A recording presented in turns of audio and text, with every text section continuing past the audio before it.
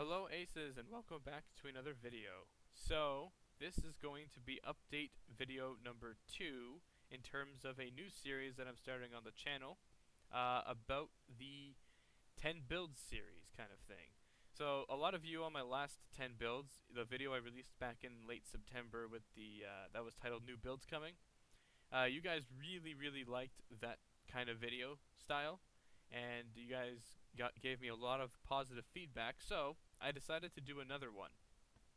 And I've gotten several requests in my comments to get more World War II aviation inside of my builds.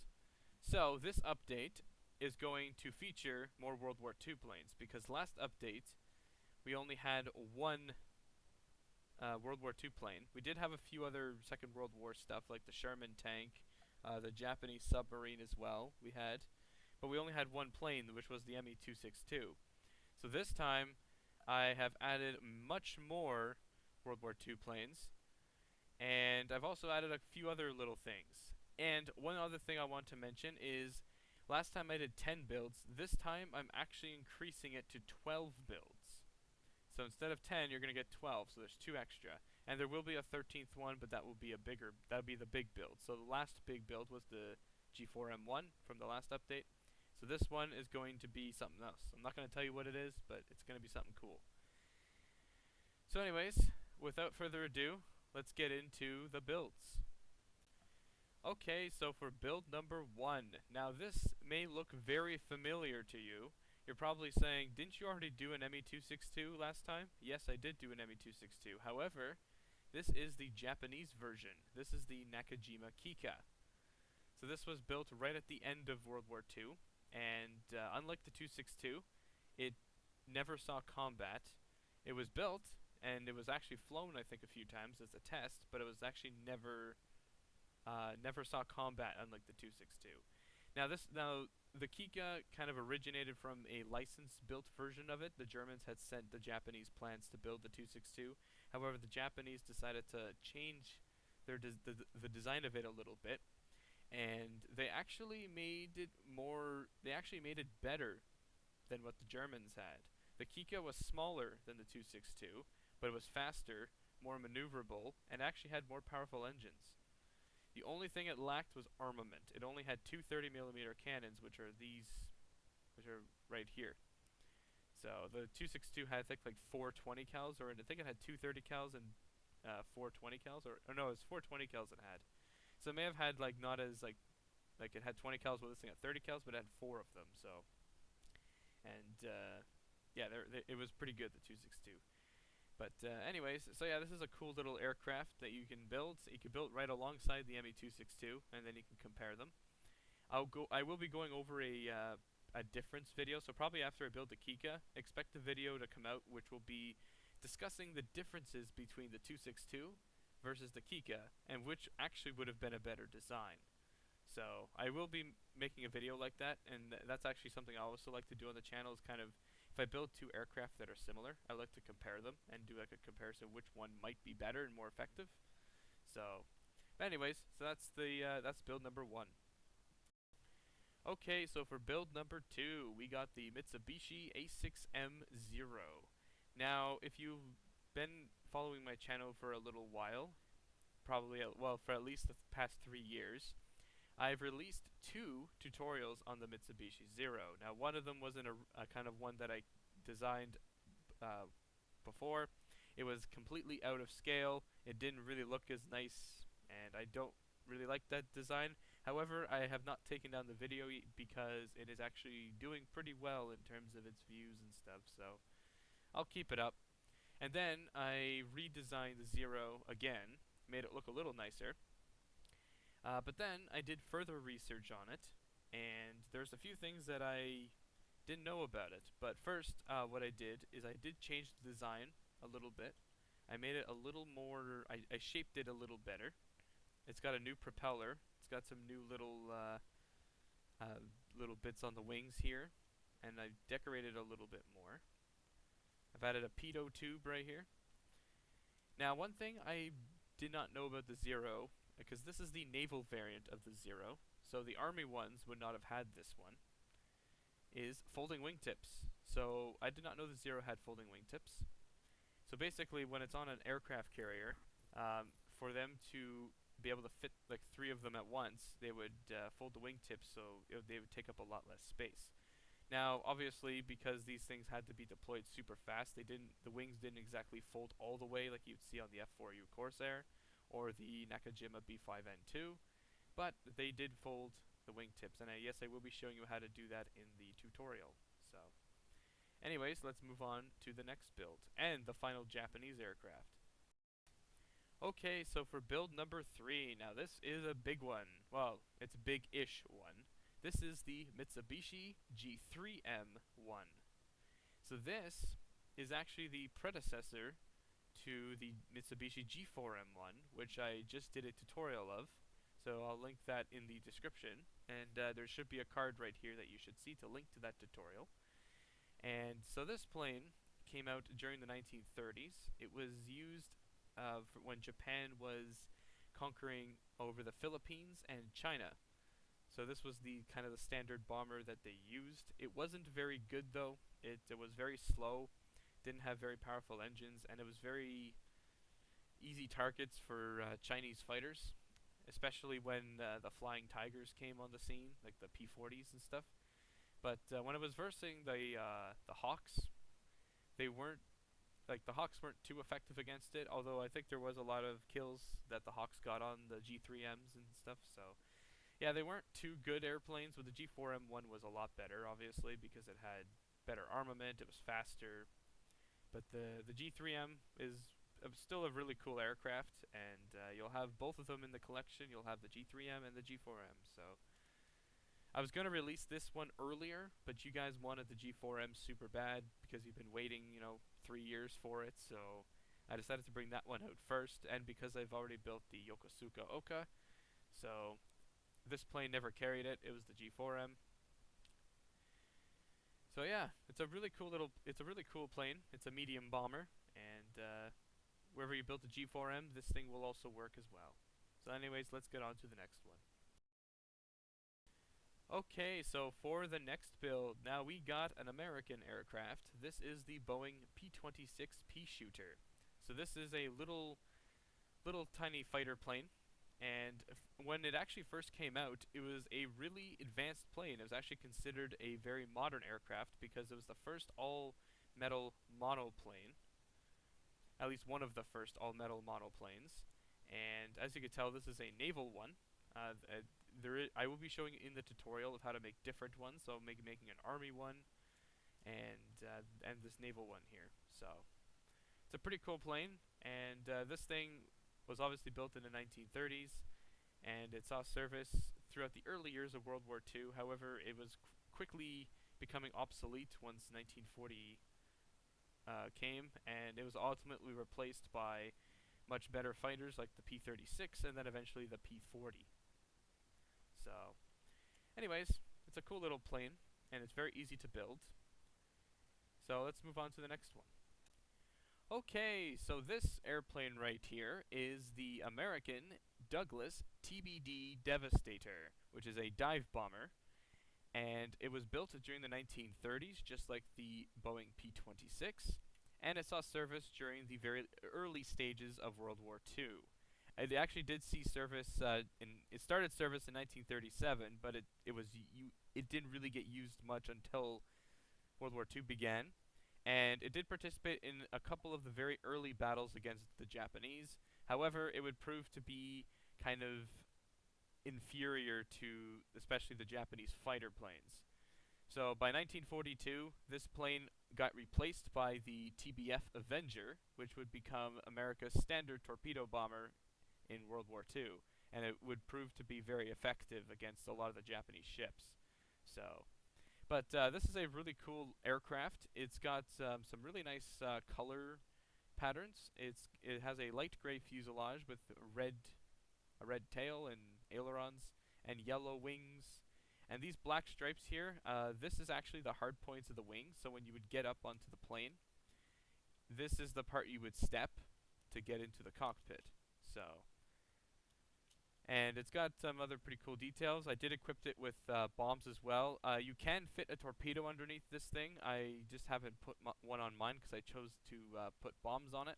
But in the tutorial, I will be showing you how to equip it with bombs or a torpedo. And also, I should also mention too, right here is the plane's naval hook. Now, I do have to double check because on most naval planes, the naval hook is actually on the back side of the plane. But when I was looking at the designs of this, the naval hook is actually on the front, so it comes down. But I will be double checking that, and in the tutorial, I will show you the correct way to put it in.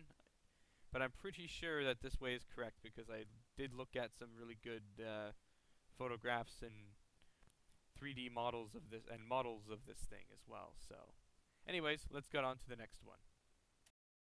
Okay, so for the next build, this one you probably already know what it is without me telling you. This is the Supermarine Spitfire Mark I. So this was the plane that saw combat in the Battle of Britain. This exact model as well. Although this is the Mark I and Mark II, because the Mark II has the same look. The only difference with the Mark II is that it had a more powerful engine and it had a little bit better aerodynamics to it, because it was an upgraded version of the Mark I. But in terms of their physical look, they look exactly the same. So the tutorial will be Mark I, Mark II. But anyway, so yeah, the Spitfire participated in the Battle of Britain, and alongside its kind of sister plane, the Hawker Hurricane. Now, I should mention in this update, the Hawker Hurricane is not included within this update because I am currently in the process of redesigning it because it didn't turn out as well as I wanted it to, so I'm going to be giving it a little bit of a redesign. So you should be able to see it in the next update, hopefully. So you'll be able to have the Spitfire and the Hurricane. So there were over 24 Spitfires built from the early stages of World War II. Actually, a little bit before. The Spitfire, I think first flew in 1938, 1939, one of those years. And its production ran up until 1946, so actually after the war, with the Griffin Spitfires. And they were used during the early stages of the Cold Wars. And the reason why I mention that is because I will be building every single Spitfire variant that ever existed. So stay tuned for that. So I'll go from the Mark I to the Mark 24. So yeah, I'm pretty sure there were 24 of them. If there's more, let me know in the comments. So, but anyways, let's move on to the next build. Okay, so for the next one, we got the Messerschmitt Bf 109E3. So again, this is one of the earlier 109s. Now the reason why I chose this specific model is because this was the same one that participated in the Battle of Britain. So I decided, since I'm releasing the Spitfire, why not release the Bf 109 as well, so then you can make them in a dogfight between each other. So yeah, so this is the Bf 109E, and one way you can tell if it's an early 109 or a later 109 is if you actually look at this, the back here. You'll see that there is a fence thing. This is actually kind of a support to hold up the tail wings. Now, the early 109s had those, but from the 109F series to the K series, or any later ones, did not have that. So, I'm not sure why the Bf 109, the early ones, had those supports. Maybe it was just because their construction wasn't as good as the later ones. Because obviously they did improve their design of it, but anyways, so this plane was very, it had a slight advantage over the Spitfire, but then it also had a couple disadvantages over it. The Bf 109 did have more powerful armament than the Spitfire, so the Spitfire had 4 7 cals on the wings. Meanwhile, the 109 had 2 12 cal, or 2 7 cals, but 2 20 cals.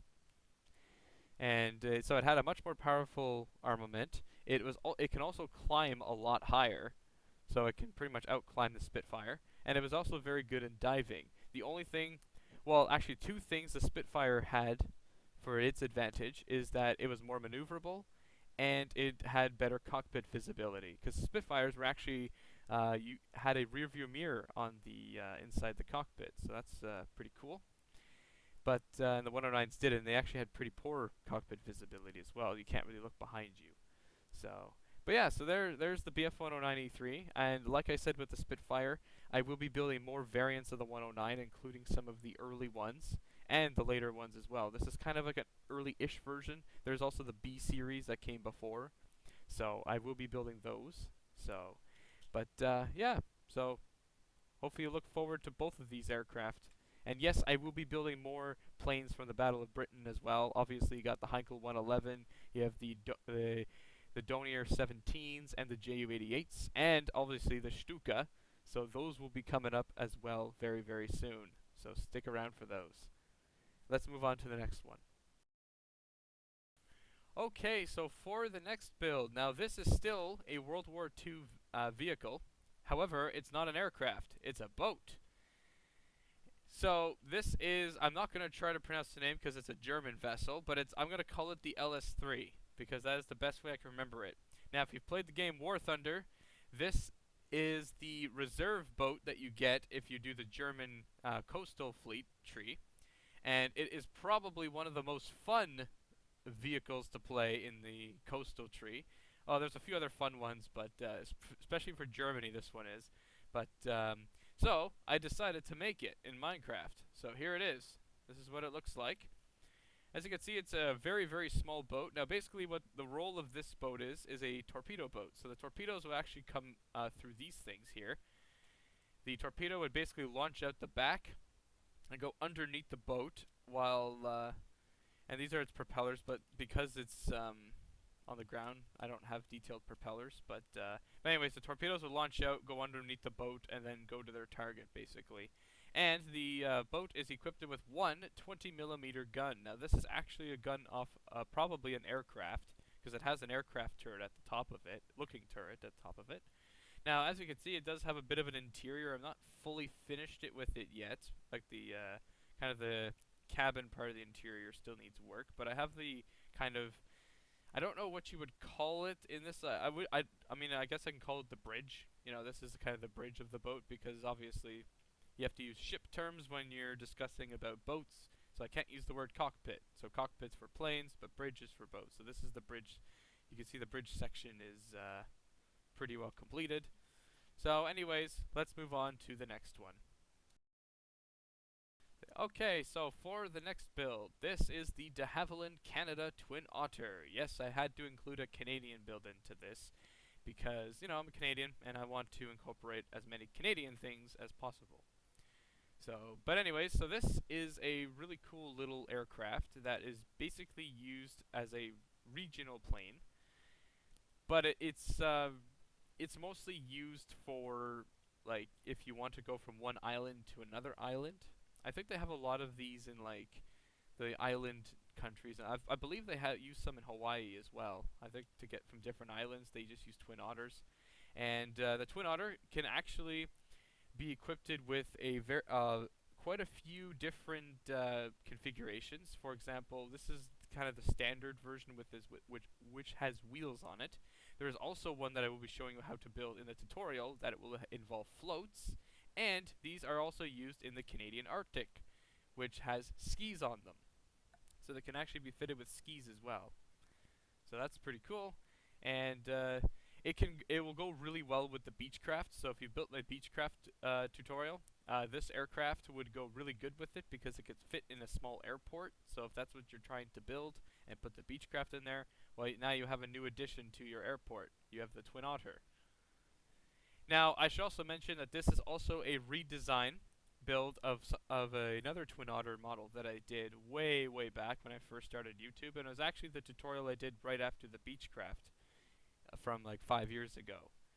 So it definitely needed a redesign, so this is the new look of it. So as you can see, it looks so much better than the other one. So anyways, let's move on to the next one. Okay, so this is something brand new that I have yet to bring to the channel. Now, we've done a lot of aircraft. We've done airplanes. I mean, that's pretty much actually all we've done so far. But we haven't done helicopters yet. And here is the first helicopter that you will be getting. Now this is the Bell UH-1. Let me just go see. Yeah, UH-1N Twin Huey. So this is one of the Huey helicopters. Now, you would normally see these in green, but I found a light gray color, and I decided, why not put a light gray on it? And it looks okay. It looks pretty good. And obviously with the Twin Huey in the tutorial, I will be showing you how to open up the doors, because this thing does have, can open up doors and stuff too. It's basically a utility helicopter, which basically means it carries troops. It can also carry small little bits of cargo. It's also used for like parachute, you can jump out of it, but it also, some of them have been, I've seen some pictures of them carrying a machine gun on the inside as well, so they can be used as somewhat of an attack helicopter, but not really. That's not what their main purpose is. But yeah, so this is my first helicopter for the channel that I want to bring. Now, I do find helicopters are very different to build, they're more different to build than airplanes are. So I don't have as many helicopters in my world, but I am starting to work on expanding on them. But and this was not the first helicopter I've ever built. I've actually built a few others before this one. So this is actually one of my newer helicopter models. So yeah, it looks pretty good. Oh yeah, and I should probably show you on the very back. Here's the back propeller here, and then there you got the little wings and everything. So yeah, it's a cool little helicopter, so you can put it into your worlds. And obviously, in the tutorial, I'm probably going to build it a green color, like the standard green that they normally come in. So, but yeah, so let's get on to the next build. Okay, so for the next build, which is actually the second last build, this is the de Havilland Canada-7. Now, this is the same manufacturer that operated the de Havilland Twin Otter. Now, this plane may look familiar. You might think that these look very much like the -8 turboprops, right? That you see everywhere at airports all the time. They are. It actually is, in fact, very similar, but it has 4 engines. Now, the reason for that is because when this thing was actually developed back in the 1970s, they decided to put 4 engines on it so it can have like this increased range and it can be pretty efficient. However, at the time, the oil crisis was going on, so the plane couldn't really see much service, and it didn't really get any operators. I think it had very, very few. So they went back to the drawing board and eliminated the 2 outer engines, and they put newer engines on the front, and they called it the -8. So the -8 turboprops that you see, like the 100, 300, and 400, all kind of were based off this design here. So when I do my -8 tutorials, they look exactly the same as this aircraft, just with 2 engines, but the engines are different shaped, and they're also, well, at least the 400 is a little longer than this one. And I do realize I have this door on the wrong way. There we go. But I usually put new doors on now, like the full covering doors, so I will be changing those out. But yeah, so this is also the largest airplane that will be featured in this entire update. So the G3M was pretty big, but this thing's a little bigger than it. So this is the largest plane you'll be getting, other than the other big build that I have planned for later. So anyways, let's get on to the very last build.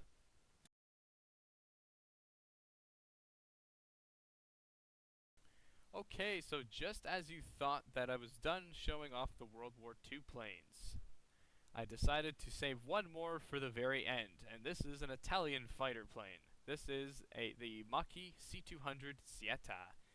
This aircraft was built in Italy, obviously, and it was basically used to actually replace the CR-42, which was a biplane, which I do have a tutorial of the CR-42 as well, so if you want to check that out, you can. Just go on my channel, type in CR-42, and you'll find it.